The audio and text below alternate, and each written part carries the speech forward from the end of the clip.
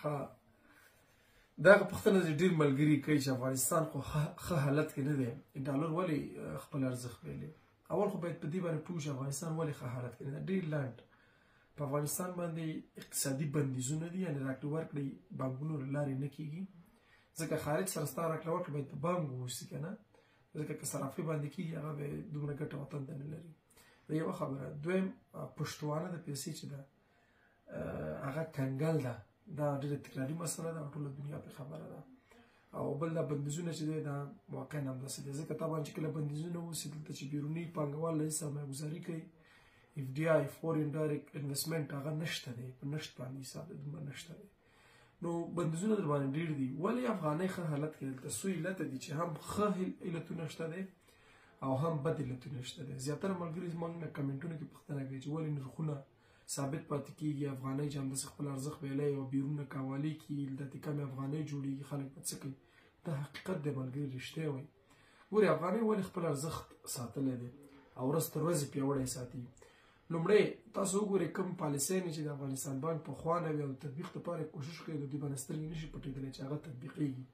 د افغانستان بانک خپله پالیسي تطبیقوي او زه عملا د سره شهزاده یم چې د افغانستان د پیسو هغه زړه ګڼل کېږي، هغې سره تماس کې به د یو ملګري سره نه دوه نه د لسګونو ملګرو سره پالیسي نه تطبیقېږي، جوازونه کینسل شول. یعنې څومره چې دا پالیسي تطبیقېږي کرنسي خپل ارزښت ساتي، دا یو ډېر غټ علت دی. دویم غټ علت چې دی ډالر مدیریت په ښار کې ډېر ښه کېږي، همدا افغانستان بانک نه چې کوي. ښه دې نه تېرېږم، ځینې ملګري بیا وایي چې ولا تاسو صفت کوئ دا د هغه نه، خو د یو پوینټ ځان سره واخلئ چې د پالیسۍ تطبیق ښه روان دی. څومره چې دی پالیسي تطبیقوي په ښار کې بازار کې کار کم دی، تجارت کم دی، یعنې راکړې ورکړې ډېرې نشته دی، غټ غټ بزنسونه نشته دی، غټ بزنس چې کېږي، غټ کاروبار چې کېږي انډیواله ته ډالر اخلي، بازار نه به ته ډالر جګې اخلي به نو ډالر سره انډیواله څو غرض نه کوي، تقاضا ورته نشته دی، نو غټ کاروبارونه بازار کې کم دي، ډېر کم دي، نو په دې خاطر باندې ډالر ته تقاضا نشته دی، افغانۍ چلېږي. درېیمه ډېره مهمه خبره چې ده هغه د تاکید د سرپرست حکومت په افغانۍ چلولو باندې. ګورئ ښه ما یو څه ورځ مخکې یو ملګري ته ګرو کور نیولو په 15-10 ډالر باندې، بیا انډیواله راهنما ملت ویل زه ډالر نه معامله کوم، زه به افغانۍ معامله کوم، ځکه موږ باندې تطبیق همداسې سار راغلی. ګوره دا بل علت دی. بل ګورئ پیسه ډالر بازار ته عرضه کېږي، افغانۍ جګېږي، یعنې زما د معلوماتو په اساس باندې افغانۍ په بازار کې کمه ده. همدا اوس په افغانستان کې د سبزي او د میوې دا کاروبارونه روان دي، راکړې ورکړې ډېرې کېږي، نو ډالر نشته، خلک هم افغانۍ تقاضا ورته ډېره ده، مارکیټ کې افغانۍ نشته.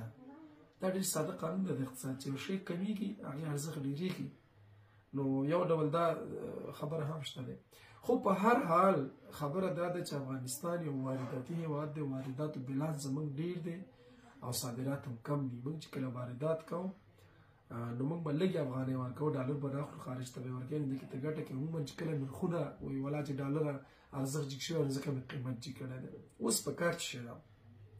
اصناف جمع ښاروالۍ جمع څومره سکتوري اقتصاد وزارت تجارت دوی باید داسې یو میکانیزم باندې کار وکړي چې نرخونه راټیټ کاندي.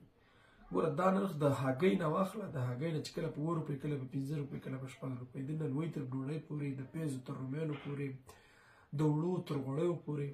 همدغه 2 ورځې کې چې دوی غوړي بیته یو 30 روپۍ جګ شوي دي، افغانۍ تر 15 شپېتو 6 شپېتو راغله، غوړي بیا یو 20 روپۍ جګ شوي دي. دې دپاره میکانیزم نشته دی، نو د حکومتي ادرسه باید دې ته میکانیزم جوړ شي.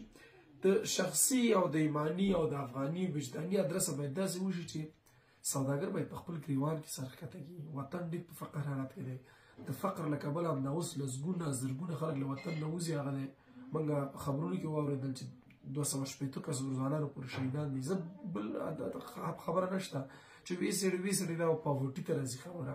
حکومت دلته پاورټي حاکمه ده، پاورټي ډومیننټ ده، اقتصادي حالات خراب دی، روزګار د خلکو خراب دی، دا مجبور دی چې د وطن نه وځي د 100 روپو دپاره باندې. ښه خارج کې هغه حالتونه دي. نو عموما مسؤلیت د حکومت هم جوړېږي چې نرخونه را کنټرول کاندي، او مسؤلیت خلکو هم جوړېږي چې خپل هغه ګریوان کې سر ښکته کړي او نرخونه ټیټ کاندي. نو د افغانۍ په اړه باندې دغه نظر را سره شریک کوم.